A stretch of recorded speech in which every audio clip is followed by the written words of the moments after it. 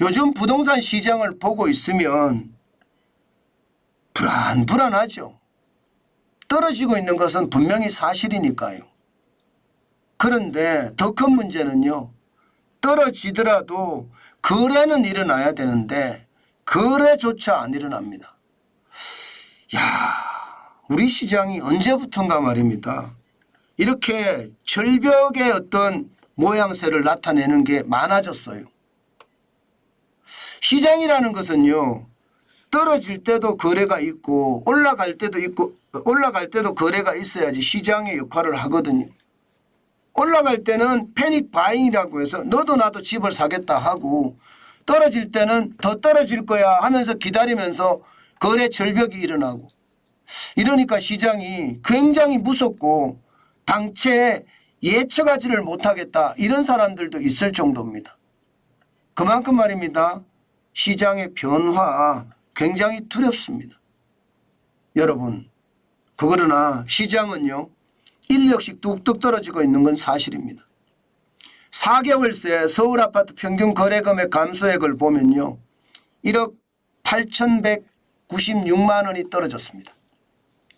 서울 아파트 평균 거래 감소액, 거래금액 감소액. 전체적으로는 작년 8월에 11억 3,315만 원의 거래가 됐거든요. 평균 거래 금액이. 그런데 12월 현재입니다. 12월 현재 9억 5,119만 원입니다. 4개월 새에 16.1%가 떨어졌고요. 1억 8,198만 원이 떨어진 겁니다. 그러니까 1억 2억을 낮춰야지 집이 팔린다. 이 말이 틀린 말이 아니라는 뜻입니다. 그만큼 말입니다. 거래가 일어나지 않는다는 뜻이에요. 거래 진짜 안 일어납니다. 지금 보시는 것처럼 작년 8월에 3,899 이 거래가 일어나고 난 뒤로 말입니다. 이게 9월 10월까지 떨어지기 시작하더니요. 11월에는 2,000이 깨졌습니다. 서울의 아파트 거래량 자체가 1,817개까지 떨어졌고요. 12월 현재는요. 1,078입니다. 여기도 2,000을 못 갈 거라는 게 일반적인 예측이에요. 2,000을 못 갈 거라는 게. 1월 달에도 지금 21개밖에 거래가 안 되고요. 역대 평균치를 따지면 6,040건 이렇게 거래가 일어나는데 지금 거래가 거의 절벽이라고 봐야 되겠죠. 그런데 매물은 늘어요. 매물은 말입니다. 지금 1년 새에 52.2%가 늘었습니다. 25,703건이나 늘었습니다. 49,198건이 74,901건이 됐거든요. 그러니까 뭐 우리는 생각이 그냥 편해지죠. 매물은 늘겠다. 팔고자 하는 사람은 많은데 이게 거래 금액은 1억씩 2억씩 3억씩 떨어뜨려야 거래가 되는데 이렇게 안 떨어뜨리니까 결국은요. 거래가 단절된다. 거래가 절벽이다. 그렇게 이야기할 수가 있을 것 같습니다. 오죽했으면 제목에 강남집도 안 팔려요 이렇게 얘기를 했을까요? 실제로도 보면 말입니다. 강남집도 안 팔려요가 거의 현실이에요. 거래가 거의 일어나지 않아요. 서울 송파구에 있는 가락동 힐리오시티 이게 말입니다. 2022년 1월 10일에 25층이 84.99제곱미터입니다. 23억 7천만 원까지 갔거든요. 그러다가 그해 12월 23일에는 21층이 16억 5천만 원까지 떨어졌습니다. 그리고 나서 서서히 올라가기는 하지만요. 거래가 띄엄띄엄입니다. 특히 12월에 이게 거래가 12월에 거래가 돼요. 가격도 생각보다는 안 떨어졌어요. 떨어졌긴 떨어졌지만 생각보다는 안 떨어졌습니다. 그러니까 이 지표를 보면요. 강남 사람들은 집을 내놓긴 내놓는데 가격 떨어져서는 안 팔겠다 이거예요.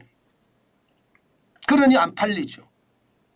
살려고 하는 사람들은 적어도 시가에 10%, 20%, 30% 떨어져야 산다고 하는데 이게 그렇게 내놓지 않으니까 안 떨어집니다. 거래도 안 되고 시장은 계속 굳어가고 이것을 보면 요즘 부동산 시장이 진짜 무섭다 하는 생각을 합니다.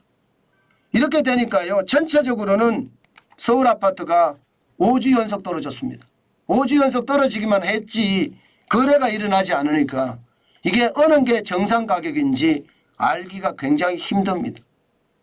예, 지금 보시다시피 지난 8월 21일에 0.14까지 올랐고요. 그러다가 말입니다. 지금 11월 27일에 0.00을 기록하더니 그때부터 5주 연속 계속 하락했습니다. 그러니까 집값이 떨어지고 있다는 건 사실이죠. 그런데 생각보다가 낙폭은 작습니다. 낙폭은 작지만 떨어지고 있다는 것은 사실이다. 그렇게 보이고요. 수도권은 6주 연속 하락하고 있습니다. 낙폭이 점점 커집니다. 여기는. 12월 25일에 0.05가 떨어졌던 것이 1월 1일에는 0.06이 떨어지고 있으니까 낙폭이 커지죠. 그렇지만 과거 말입니다. 2022년 12월 26일에 0.93까지 떨어지는 그런 최악의 어떤 폭락이 있었는데 그때만큼은 아니다. 제가 계속 말씀드리잖아요. 급락이나 폭락은 없다. 또한 급등도 없다. 그렇게 말씀을 드렸습니다. 지방도 마찬가지입니다. 지방도 6주 연속 떨어졌고요. 11월 20일에 0.00을 기록하더니요. 그때부터 쭉 떨어져서 6주 동안 떨어졌고요. 지금은 0.05가 빠지고 있습니다. 전체적으로는 집값을 보면 말입니다. 전국의 17개 시도 모두 하락을 했고요.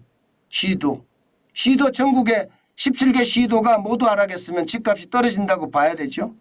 여기에다가 강남보다는 강북이 더 빨리 떨어지고 있습니다. 강남은 앞서 말씀드린 것처럼 떨어지는 게 약하고요. 그렇지만 싼 가격엔 절대 안 팔려고 하고요. 강북은 또 상황이 다릅니다. 서울 강북은. 네, 가격도 낮추고 빨리 팔았으면 좋겠다. 이런 사람들이 많고요. 차이가 조금 있습니다.